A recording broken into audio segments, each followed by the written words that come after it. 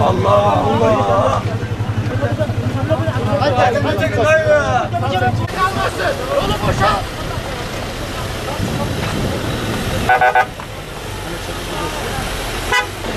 Geç.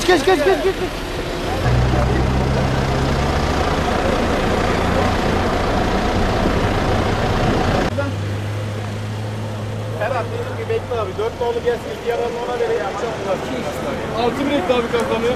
Tamam.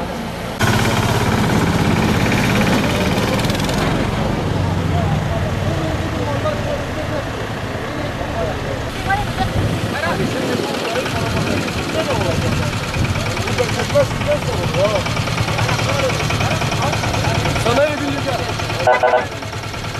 Hayır.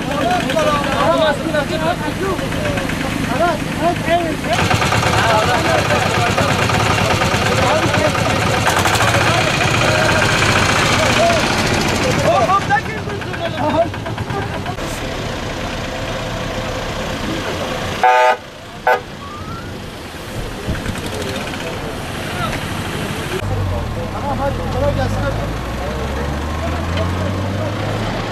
Yapacak bir şey var sanki.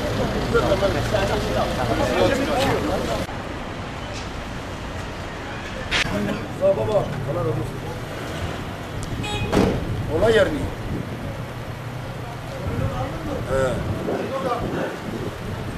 Yok, olay hastaneye yok. Nasıl yetişelim hastaneye? Biz motorla gidiyorduk, ambulans gidiyorduk.